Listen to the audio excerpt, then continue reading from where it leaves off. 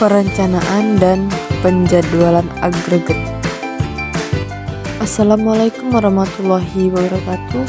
Perkenalkan, nama saya Halimah Sadia, NPM 22020010. A. Pengertian perencanaan dan penjadwalan agregat.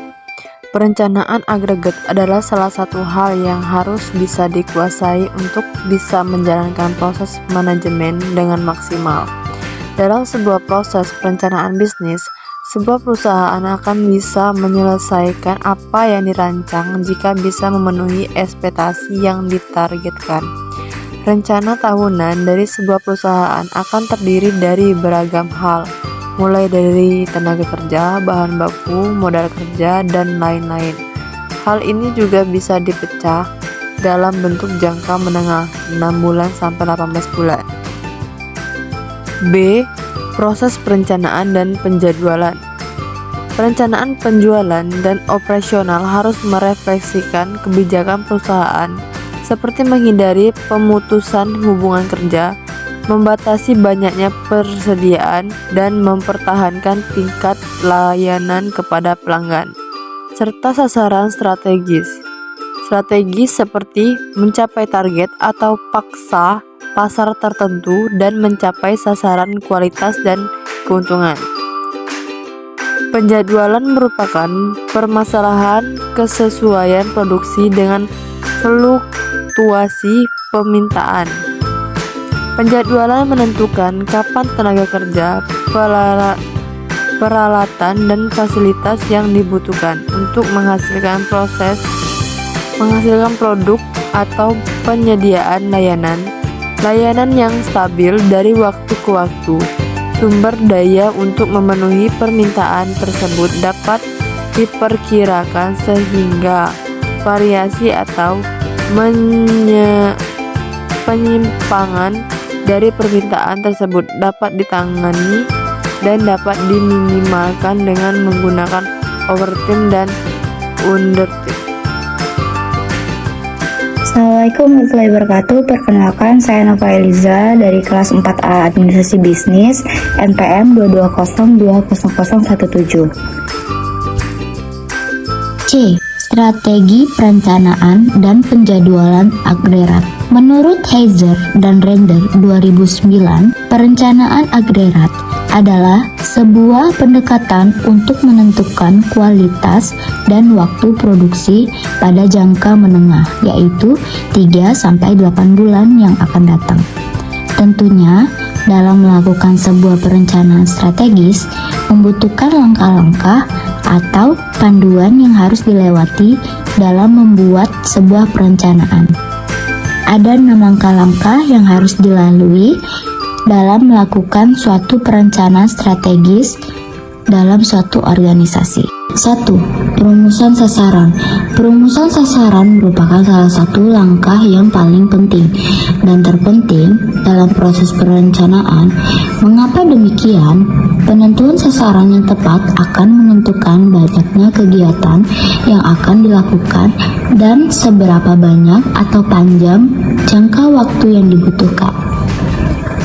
Perumusan sasaran akan melibatkan sebagian besar dari sumber daya manusia yang ada di dalam organisasi.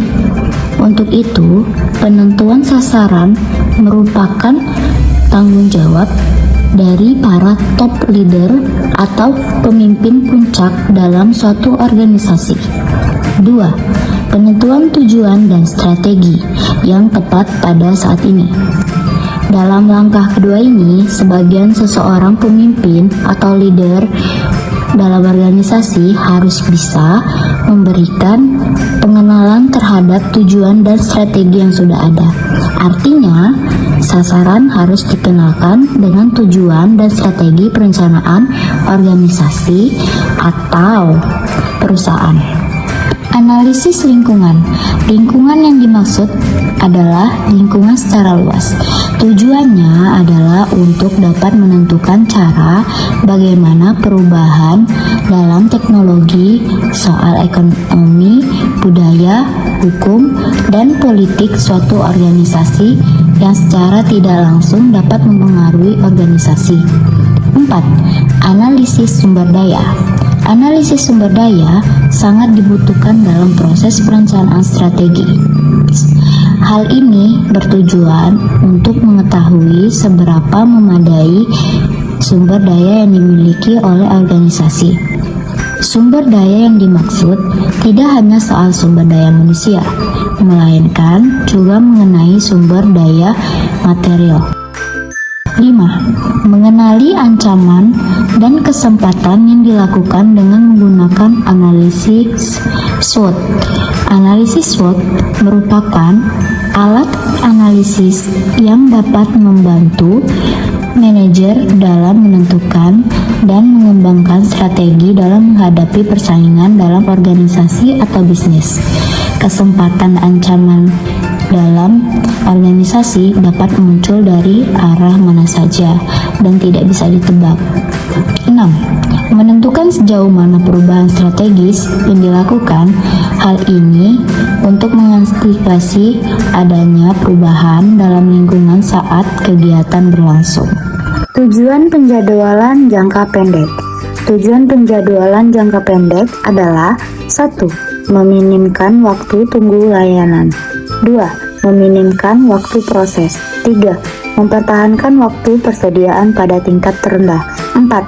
Memanfaatkan secara efektif personalia dan sarana. Perkenalkan, nama saya Gita Samosir, MPM saya 22020022 dari kelas 4A Administrasi Niaga. Metode yang digunakan dalam penugasan.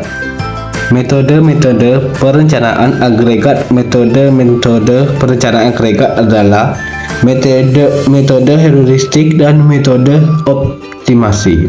Metode heuristik berikut ini adalah 5 tahapan dalam metode pembuatan metode heuristik. Yang pertama, tentukan permintaan pada setiap periode. Yang kedua, tentukan berapa kapasitas pada waktu-waktu biasa, waktu lembur, dan tindakan subkontrak pada setiap periode. Yang ketiga, tentukan biaya tenaga kerja, biaya pengangkatan dan pemberhentian tenaga kerja, serta biaya penambahan persediaan. Yang keempat, pertimbangan kebijakan perusahaan yang dapat diterapkan pada para pekerja dan tingkat persediaan. Yang kelima, kembangkan rencana alternatif dan amatilah biaya totalnya. Pengertian dan tujuan analisis teori antrian. Teori antrian adalah studi mengenai jalur-jalur penantian. Suatu jalur penantian atau antrian akan muncul bila mana fasilitas pelayanan tidak selalu dapat memenuhi permintaan yang terjadi. Tujuannya adalah menentukan jumlah fasilitas pelayanan yang akan memberikan besaran biaya yang minimum.